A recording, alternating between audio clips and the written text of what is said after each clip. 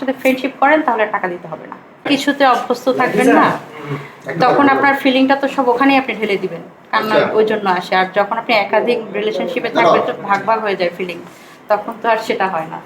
মিডিয়াতে ইন করা, ঢাকার মিডিয়াতে ইন করা আমার প্রথম স্টেপ যেটা ছিল সেটা এরকম ছিল যে আমি যখন গান তৈরি করলাম, আমার প্রথম অ্যালবাম থেকেই শুরু করে আমার সব গান আমার নিজের লেখা, সুর করা, মিউজিক ডিরেকশন নিজের করা, অভিনয়ও আমি নিজে করেছি এবং প্রত্যেকটা পাই পাই টাকা আমি নিজের পকেট থেকে ইনকাম করে ইনভেস্ট করেছি। এবং প্রথম মিউজিক ভিডিওর আমার খরচ ছিল 7 লাখ টাকা।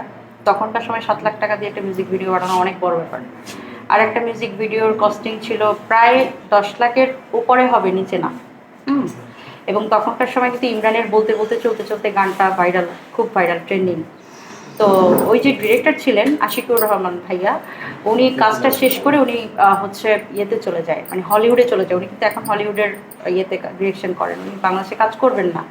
তো পরে ইমরান বন্ধু মানুষ, কলিগ, তাকে বললাম যে আমাকে ওনাকে দিয়েই কাজ করাতে হবে। তো ওই ভাইয়াকে এয়ার টিকিট কেটে দিয়ে ওনাকে সেই অস্ট্রেলিয়া থেকে বাংলাদেশে এনে তারপরে আমি কিন্তু এক্সট্রা খরচ অনেক করে তারপর মিউজিক ভিডিও দুটো তৈরি করি ওই সময়।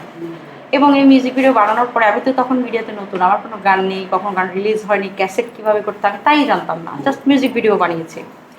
রিলিজ কোত্থেকে করবো, এত কিছু তো চিনিও না। তো হাতে গোনা 4-5টা বাংলাদেশের যে মিউজিক রিলিজ করার যে কোম্পানিগুলো, আমি একটারও নাম নিব না, হ্যাঁ সবগুলোতেই মোটামুটি গিয়েছি, নিয়ে গেলাম ভাইয়া আমার গান আর এটা রিলিজ করে দাও। তো সবাই একটাই বললো যে 30,000 টাকা লাগে, কিছু সিডি দেওয়া হবে এবং একটা গান রিলিজ করা হবে, প্রচারণা হবে, এটাই সিস্টেম। হ্যাঁ আচ্ছা। তো সবাই পাশাপাশি আরেকটা অফার দিল, 1 কোটি টাকার অফার। আরেকটা অফার দিল হচ্ছে আমার সাথে ফ্রেন্ডশিপ করেন তাহলে টাকা দিতে হবে না। আমি ভাবলাম যে ভাই 8 লাখ 10 লাখ টাকা দিয়ে আমি মিউজিক ভিডিও বানালাম, 30,000 টাকা দিয়ে আবার তোমার সাথে ফ্রেন্ডশিপও করতে হবে, who the hell are you.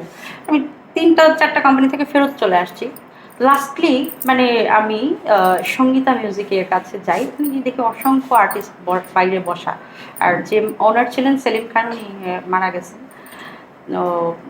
ওনার রুমে কি ঢোকার পরে আমি খুব অবাক, মানে আমার কোনো মিউজিক ভিডিও না, আমি ভাইরাল কেউ না, আমাকে দেখে সে উঠে চেয়ার থেকে দাঁড়ালেন এবং সে খুব সম্মান দিয়ে বললেন, আনিশা তালুকদার আপনি আসছেন, আমি তো ভাবতেই পারিনি। আমি খুব অবাক হলো, উনি আমাকে কীভাবে চিনল। তো পরে ওনার সাথে উনি বসতে দিলেন, কথা বলে মনে হলো যে উনি গান নিয়ে খুব রিসার্চ করেন এবং আমি যেগুলো ফেসবুকে আপলোড দিতাম, আমার ইউটিউবে আপলোড করেছিলাম, ওটা দেখে উনি ওয়েট করতেছিল বা আমাকে খুঁজছিল যে আমি কবে এই গান নিয়ে যাব, সে রিলিজ করবে।